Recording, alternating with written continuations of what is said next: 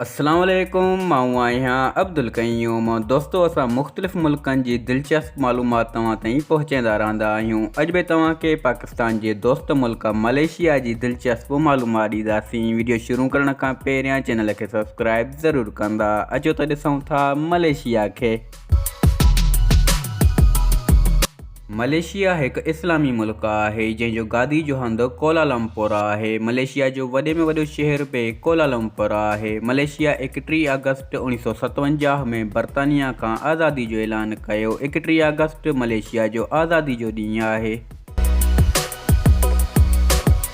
ज़मीनी हिसाब से मलेशिया दुनिया जो 66 नंबर वॾे में वॾो मुल्क है। ज़मीन में पाकिस्तान मलेशिया का वॾो है। इस्लाम मलेशिया में वॾे में वॾो मज़हब है। तकरीबन 61% माण्हू मुसलमान आहिनि। मलेशिया में मलई ज़बान घणी ॻाल्हाई वञे थी। मलय ॿोली मलेशिया जी क़ौमी ॿोली है। मलेशिया जी करंसी खे रिंगिट चयो वेंदो आहे। तकरीबन 38 पाकिस्तानी रुपयनि में हिकु रिंगिट मिलंदो।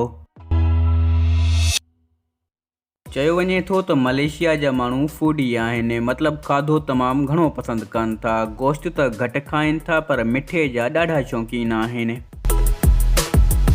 खुराक में मलेशिया जा माण्हू नासी लीमाक डिश तमामु घणी खाइनि था। नासी लीमाक खे मलेशिया जी क़ौमी खुराक सम्झो वञे थो। हीउ खाधो चांवरनि जो थिए थो। चांवरनि खे नारेल जे खीर में तयारु कयो वञे थो, जंहिं सां गॾु उबरियल आनो ऐं मच्छी भी खाधी वञे थी।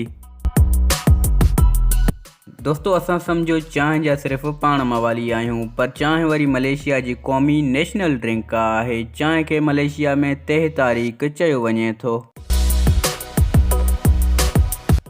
दुनिया जा तक़रीबन ज़हरीला नांग विछूं मलेशिया में रहनि था। हिन मुल्क जो तक़रीबन अधु हिसो जंगलनि, वणनि, ॿूटनि ऐं गाहनि सां भरियल आहे। दुनिया जो वॾे में वॾो गुल फ्लावर मलेशिया में थींदो आहे। हिन गुल खे रफलेज़िया चयो वेंदो आहे, पर हिन गुल में खुशबू वारी जॻह ते हिकु अजीब क़िस्म जी बदबू थिए थी। दोस्तों, पाकिस्तान वांगुरु मलेशिया में 4 मौसमूं न आहिनि। ऊन्हारो सियारो मलेशिया में तक़रीबन हिकु ई मौसम रहे थी। गर्मी घणी थींदी आहे पर बारिशूं भी घणियूं थियनि थियूं, जंहिं सबबु मौसम खुशगवार रहे थी। मलेशिया में मींहुं ज़्यादा वसण सबबु हिते घरनि जूं छितियूं पासीरियूं ठाहियूं वञनि थियूं, जीअं पाणी मथे जमा थियण बदिरां हेठि तिरकंदो वञे। मींहुं ज़्यादा वसण सबबु मलेशिया में कणिक जो फसल न थींदो आहे। कणिक जी मानी भी घणे भाङे मलेशिया में नज़र न ईंदी। शादी वग़ैरह में महिमाननि खे चांवरनि जी मानी खाराई वञे थी।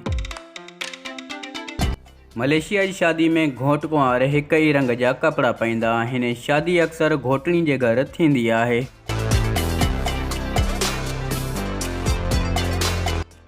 मलेशिया जा माण्हू खिलणा मिलणा आहिनि। ॿाहिरिएं मुल्कनि वारनि खे वधीक इज़त ॾियनि था। मलेशिया जी छोकिरियूं ॿाहिरिएं मुल्क मां पाकिस्तानी मर्दनि खे वधीक पसंदि कनि थियूं। उम्मीद आहे हीअ वीडियो तव्हांखे पसंदि आई हूंदी। वधीक दिलचस्प वीडियो लाइ सिंधी इन्फो खे सब्सक्राइब कंदा। दोस्तों, जेकॾहिं तव्हां चाहियो था असां कंहिं मुल्क ते वीडियो ठाहियूं त उन मुल्क जो नालो कमेंट बॉक्स में ज़रूरु लिखी छॾियो। असां उन मुल्क ते बि वीडियो ठाहींदासीं। मिलंदासीं अगली वीडियो में। अल्लाह हाफ़िज़।